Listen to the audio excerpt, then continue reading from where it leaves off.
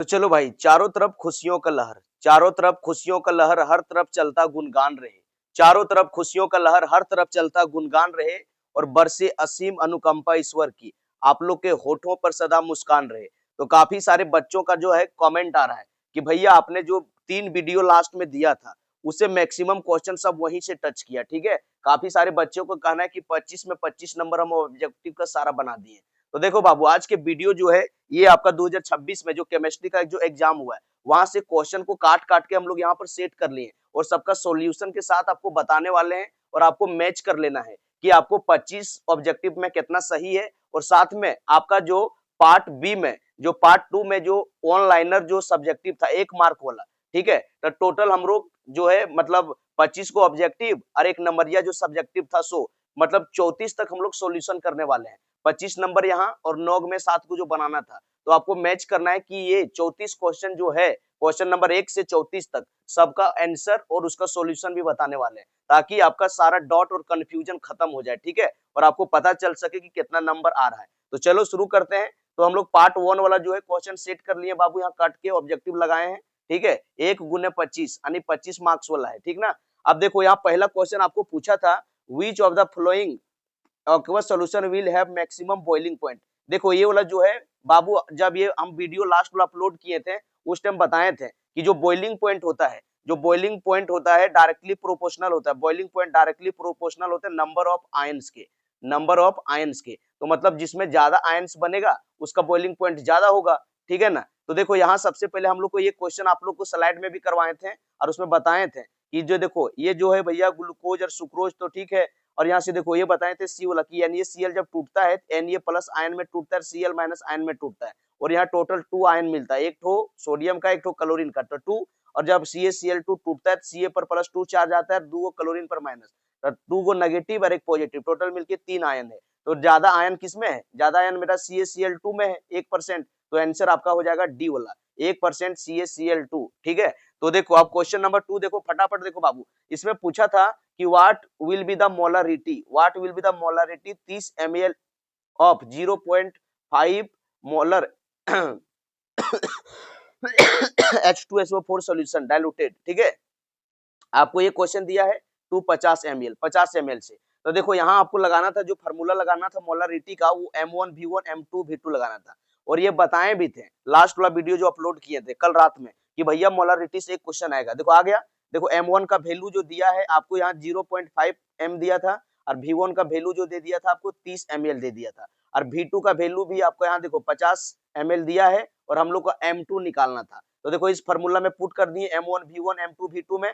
तो देखो M1 की जगह हम 0.5 रख दिए, और भैया देखो यहाँ V1 की जगह में कितना रख दिए 30 रख दिए। और देखो यहाँ M2 के तो हम लोग को फाइंड करना है, और V2 के जगह हम 50 रख दिए। जब हल करोगे तो इधर आएगा 15 इसको हल करके, और इधर आएगा 50 M2। और जब आप M2 का वैल्यू निकालोगे तो 15/50 आ जाएगा, और फाइनल आंसर आपका 0.3 ये मोलारिटी आ जाएगा। तो देखो यहाँ बी आंसर आपका सही था 0.3 मोलारिटी। देखो जिसका भी क्वेश्चन है ये गलत मार्क आ गया बबनी। ठीक है, चलो अगला क्वेश्चन देखो दिया है, या plant cell shrink when is kept in, किसमें एक प्लांट सेल जो होता है वो श्रिंक हो जाता है, सिकुड़ जाता है, किसमें रखने से? तो ये आपका हाइपरटोनिक सॉल्यूशन में रखने से सिकुड़ जाता है। ठीक है, क्योंकि देखो लिख दिए, इसका कारण भी लिख दिया, if the plant cell is kept in concentrated salt solution, ठीक है, या फिर sugar solution, it shrink due to loss of water, पानी का खत्म होने से ये श्रिंक हो जाता है। ठीक है, तो जो भी बबनी का क्वेश्चन दी है वो सही टिक मारी थी। ठीक है, चलो नेक्स्ट क्वेश्चन चलते हैं। अगला है क्वेश्चन नंबर 4। देखो यहाँ पूछा है, ये भी क्वेश्चन बताए थे कि ये क्वेश्चन पक्का आएगा। देखो ये भी आ गया फिजिकल से। ठीक है, यहाँ देखो बताए थे कि द अमाउंट ऑफ इलेक्ट्रिसिटी, मतलब कितना रिक्वायर्ड, कितना इलेक्ट्रिसिटी रिक्वायर्ड होगा to obtain 1 mole of Cu from CuSO4 solution, मतलब कॉपर सॉल्यूशन से Cu को, कॉपर को ऑब्टेन करने में कितना हम लोग को लगेगा। तो देखो बाबू, जब हम लोग जानते हैं कि कॉपर में +2 चार्ज होता है, ठीक है, +2 आयन में टूटता है, तो इसको कॉपर में बदलने के लिए 2 इलेक्ट्रॉन चाहिए। 2 इलेक्ट्रॉन जब इसमें हम लोग डालेंगे तब ये कॉपर में बदलेगा, मतलब 2 इलेक्ट्रॉन मतलब 2 मोल इलेक्ट्रॉन चाहिए। हम लोग जानते हैं कि 1 मोल इलेक्ट्रॉन बराबर होता है 1 फैराडे, इसीलिए, और 1 फैराडे का वैल्यू होता है 96,500 कूलम, तो हम लोग को 2 मोल चाहिए, इसीलिए हम लोग को जो है रिक्वायर्ड होगा कितना 2 फैराडे। 2 फैराडे आंसर है। ठीक है, तो बबनी जो भी टिक मारी है सही मारी है। ठीक है, और अगर कुलम में आंसर दिया रहता तो मेरा कुलम में अगर पुट बदलना रहता तो 2 से मल्टीप्लाई कर देते। फ्राइडे का वैल्यू होता है 96,500 कुलम रख देते तो ये आ जाता, लेकिन हम लोग को फ्राइडे में आंसर दिया था तो हम लोग का आंसर वहीं तक रह जाएगा। ठीक है। चलो नेक्स्ट क्वेश्चन 5वां देखो बाबू, इसमें पूछा है the cell which is used automobiles and inverter. तो इसमें जो है लेड स्टोरेज बैटरी का उपयोग किया जाता है। जो भी बबनी टिक मारी है सही टिक मारी है। चलो भाई अगला क्वेश्चन देखो, दिया है calculate the overall order of reaction which has rate expression. देखो रेट एक्सप्रेशन दे दिया था और हम लोग को क्या पूछ लिया था कि ये कौन सा ऑर्डर का होगा, तो देखो ये सेकंड ऑर्डर का होगा।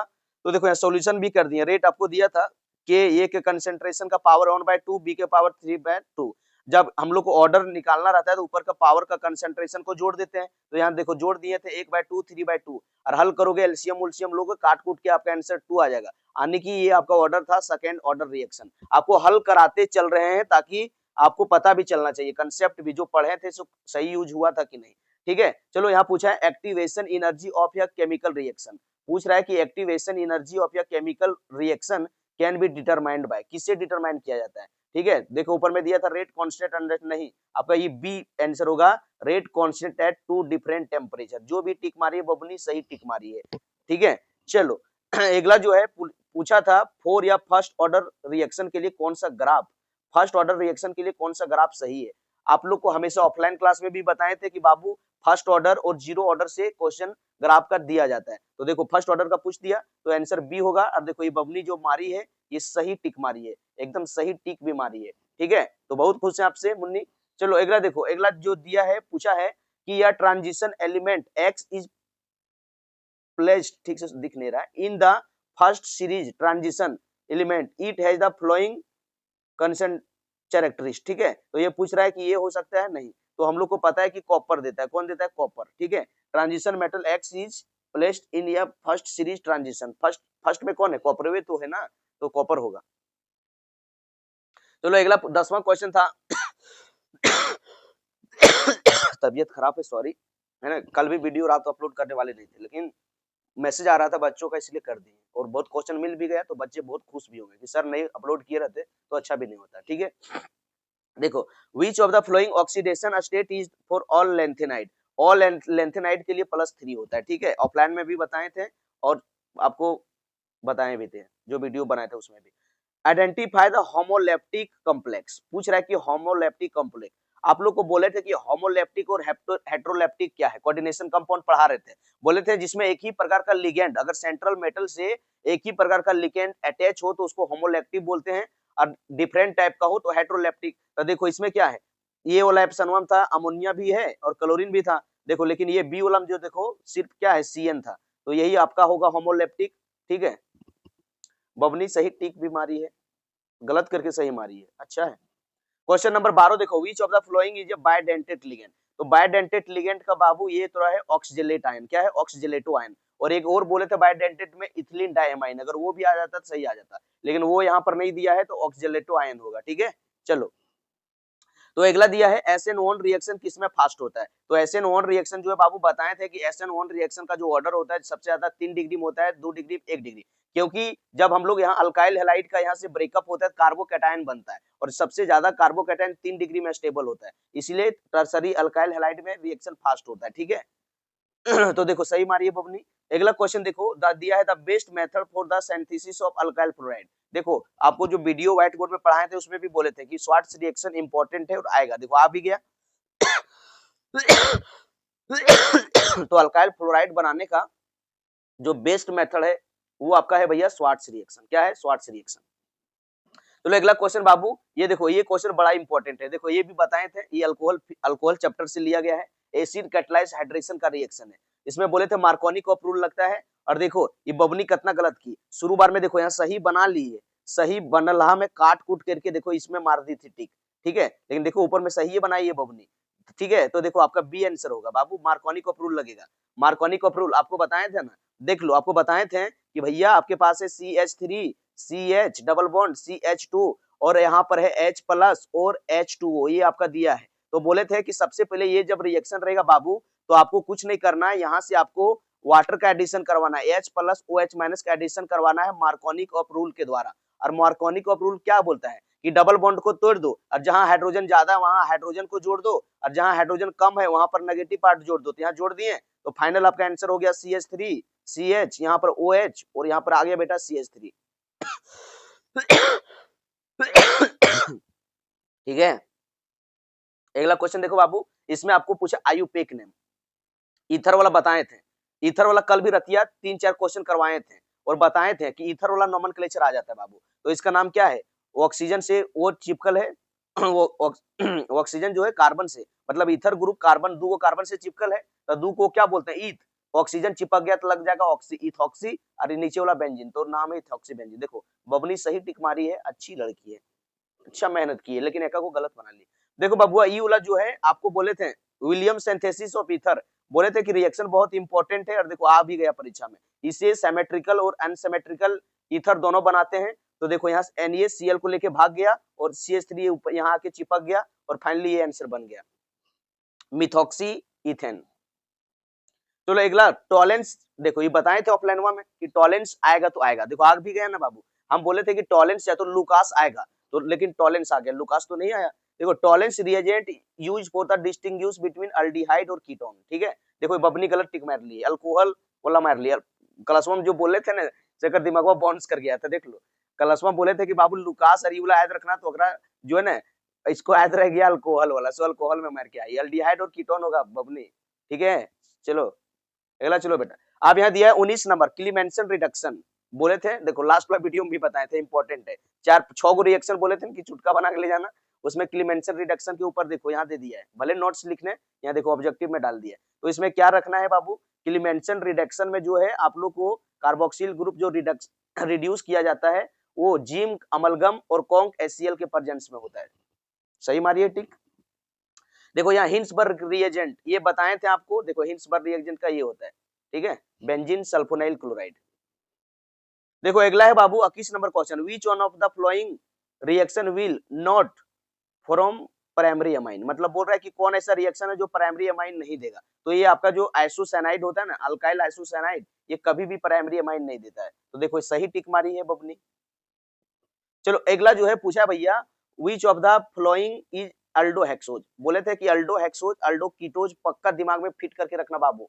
देखो यहाँ दे दिया ना, अल्डोहेक्सोज किसका एग्जांपल है, ग्लूकोज का, और ग्लूकोज का स्ट्रक्चर भी आपको बताए थे कि बाबू ग्लूकोज का स्ट्रक्चर इस तरह से छपाता है या फिर इस तरह से छपाता है। ठीक है, इसमें बोले थे 6 कार्बन ला, ठीक है, देखो दे दिया ना।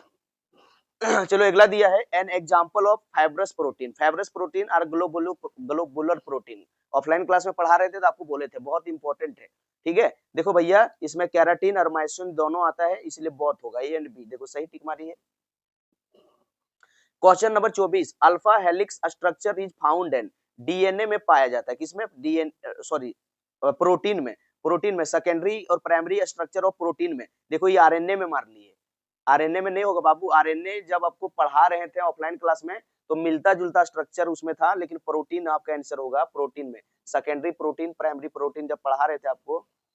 देखो यहाँ विटामिन सी जो होता है बाबू, आपको बोले थे कि ये पक्का बहुत इंपॉर्टेंट है, आपको क्लासरूम में भी लिखाए थे ऑफलाइन में कि विटामिन वाटर सोलेबल विटामिन याद रखना, BC लिखाए थे, BC देखो सी दे दिया ना, विटामिन सी क्या होता है, वाटर सोलेबल, देखो दे दिया है ना।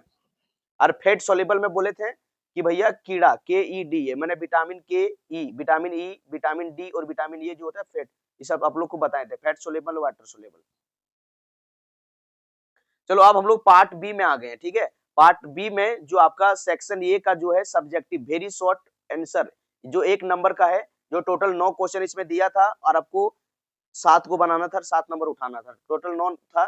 देखो इसमें आपको बोले थे ऑफलाइन क्लास में कि भैया मोल फ्रैक्शन का क्वेश्चन आते रहता है डिफाइन करने के लिए। देखो मोल फ्रैक्शन दे दिया ना, मोल फ्रैक्शन क्या होता है, mole fraction is the number of mole of the on component to the total mole of the all component, यानी कि जिसका निकालना है उसका मोल आपको ऊपर में रख लेना है, जिसका भी मोल फ्रैक्शन निकालना था उसको ऊपर में रख लेना था, नीचे टोटल मोल से आपको क्या करना था, भागा देना था। ठीक है, तो ये आप लोग को बताए थे, आ भी गया बाबू, डिफिनेशन देख लो, मैच कर लो, सही लिखा है कि नहीं जान लो। अगर आप लोग को बी का निकालना रहता तो यहाँ लिख देते मोल फ्रैक्शन, अगर हम लोग को बी का निकालना रहता, अभी ए का निकाला, इसीलिए अगर बी का निकालना रहता तो यहाँ लिख देते mole fraction of B equal to number of B plus number of moles of B plus number of moles of A, इस तरह से भी लिख देते हैं। ठीक है, तो हम लोग को अभी डिफाइन करने के लिए बोला था 1 नंबर में, इसीलिए के फार्मूला काम किया।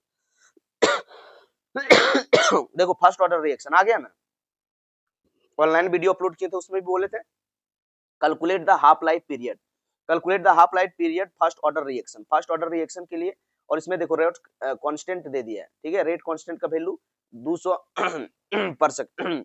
फर्स्ट ऑर्डर के लिए जानते हैं हम लोग टी हाफ होता है 0.693 बाय के, ठीक है। और इसमें देखो टी हाफ में के का वैल्यू 200 दिया था, तो यहाँ 200 वैल्यू इसमें रख दिए और हल किए बाबू तो इतना सेकंड आ गया। अगर इसको आप और ज्यादा मॉडिफाई करके लिखना चाहते हो अच्छी तरह से तो आप इस तरह भी लिख सकते हो। तो दोनों आंसर सही है, या तो ऊपर वाला भी बनाए होंगे आंसर आया होगा तो ये भी सही है, ये भी नीचे वाला भी सही है। चलो क्वेश्चन नंबर देखो, यहाँ देखो ये बोले थे ट्रांजिशन एलिमेंट जो है प्रत्येक साल आ जाता है, फिर आ गया ना भैया। देखो why zinc is not transition element, क्यों जिंक को ट्रांजिशन एलिमेंट कंसीडर नहीं किया जाता है। देखो सबसे पहले आप लोग को बताए थे कि भैया सबसे पहले ट्रांजिशन एलिमेंट बनने के लिए डी में 1 इलेक्ट्रॉन से डी में 9 इलेक्ट्रॉन आना चाहिए, यानी कि पार्शियल फील्ड होना चाहिए। क्या होना चाहिए? Partial field. आपको बोले थे कि डी में अगर 0 इलेक्ट्रॉन आ गया या फिर तो बेटा डी में 10 इलेक्ट्रॉन आ गया तो ये ट्रांजिशन एलिमेंट नहीं शो होता है। और वही देखो क्वेश्चन भी पूछ दिया जिंक, तो देखो जिंक का जब हम लोग ग्राउंड स्टेट इलेक्ट्रॉनिक कॉन्फ़िगरेशन किए तो आया आर्गन 3d10 4s2। अब देखो डी में देखो डी ऑर्बिटल कंप्लीटली फील्ड है क्योंकि 10 इलेक्ट्रॉन है। जब इसका फिर से हम लोग चेक किए ऑक्सीडेशन स्टेट में, स्टैंडर्ड ऑक्सीडेशन स्टेट में जिंक +2 में, तो फिर से देखो 2 इलेक्ट्रॉन जब बाहर यहाँ से निकाल दिए इलेक्ट्रॉनिक, तो यहाँ देखो क्या आ गया आर्गन 3d10, ये भी आ गया। देखो यहाँ भी इसका ऑर्बिटल डायग्राम छापे बाबू, तो यहाँ भी कंप्लीटली फील्ड है। तो इसका common ground state electronic configuration में भी फील्ड था और जिंक यहाँ भी फील्ड था, तो ये ट्रांजिशन एलिमेंट नहीं होगा, इसीलिए लिख दिए zinc is not considered a transition element because it has completely filled d orbital in both state, ground state electronic configuration as well as standard state oxidation state, standard oxidation state electronic configuration.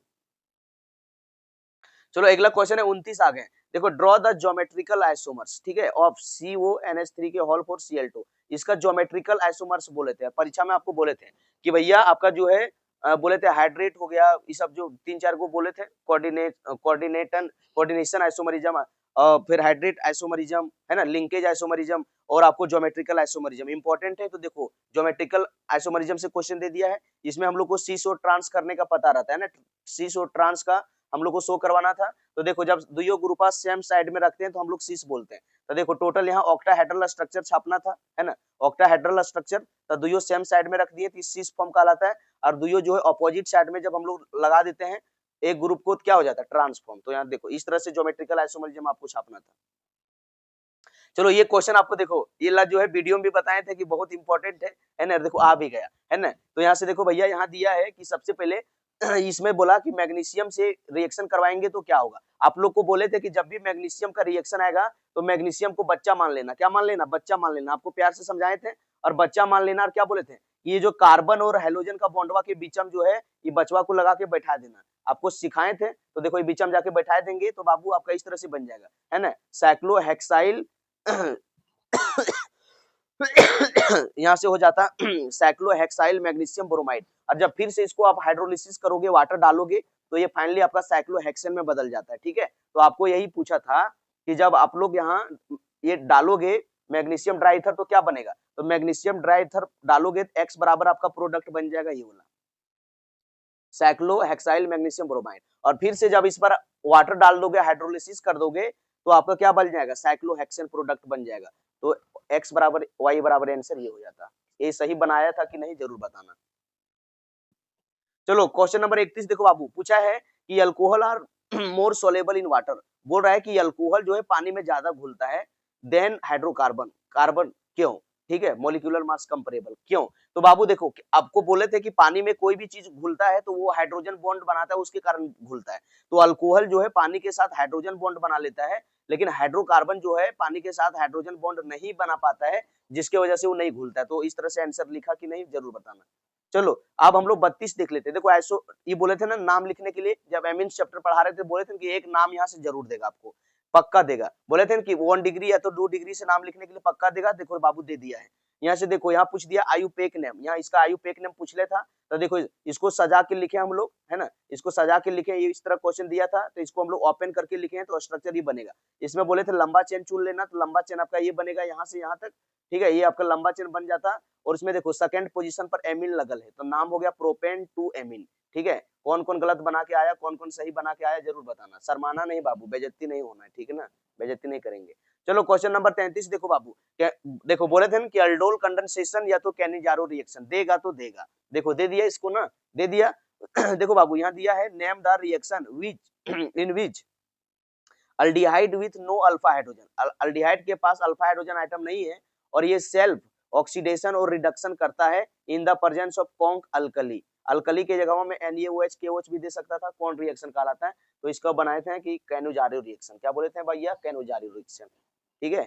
चलो अगला reaction दिया था, इसमें क्या पूछ दिया भैया, देखो विटामिन के सोर्स में दे दिया है, व्हाट इज द बोले थे कि विटामिन ए का, या तो फिर आपको इसका नाम पूछ लेगा, है ना, केमिकल नेम रेटिनॉल, या फिर इसका सोर्स पूछ लेगा, तो देखो सोर्स पूछ लिया ना, देखो right the name of the any source of vitamin A, तो विटामिन ए को अच्छा जो एग्जांपल वो है गाजर, पीला फल, पीला चीज में जो है ना विटामिन ए भरपूर मात्रा में मिलता है, कैरोट, तो बबनी, ये जो क्वेश्चन भेजी है जिससे मंगवाए हैं वो बबनी बताना सच सच कि कितना नंबर आपका सही बना है, कमेंट में जरूर बताना, शर्माना नहीं, ठीक है। और बाबू लोग जो पढ़ता था तो बेटा जरूर बताना कि आपका ये जो है 25 में और 7 में 25 यानी कि 25 26 27 28 29 30 31 32, ये 32 नंबर टोटल था, 32 नंबर में आपका कितना मार्क्स यहाँ का सही बना आप जरूर कमेंट में बताना, ठीक है। और आपको यही कहना चाहेंगे बाबू की तैयारी करते रहो, नेगेटिव सोच डिलीट करो, पॉजिटिव सोच दिमाग में फिट करो, और अगर सफलता चाहिए तो बेटा मेहनत रिपीट करो, मेहनत रिपीट करो। एग्जाम जो है ना जीवन में क्रिकेट की बॉल की तरह होती है, आपके लाइफ में एग्जाम आते जाते रहेगा, अगर एक परीक्षा अगर मिस कर गया तो सोच लो कि अगला एग्जाम यानी कि अगला बॉल जब आएगा ना तो उठा के बाउंड्री के बाहर मारेंगे। अब केमिस्ट्री में जो हो गया, अब जो आप लोगों का जो बचा हुआ है कंप्यूटर साइंस और जो भी सब्जेक्ट बचा है उसको अच्छा से तैयारी करके जाना बाबू, ठीक है। तो बेस्ट ऑफ लक फॉर और नेक्स्ट एग्जाम। और अगर आपको और सॉल्यूशन चाहिए, आपको पूरा 48 क्वेश्चन तक सॉल्यूशन चाहिए, अभी तो 34 तक कर दिए, और आपको 35 से लेकर 48 तक का सॉल्यूशन चाहिए तो आप जरूर कमेंट में बताना, तो वो भी अपलोड कर देंगे, ठीक है। तो take care, best of luck, पढ़ाई करते रहो और जीवन में आगे बढ़ते रहो।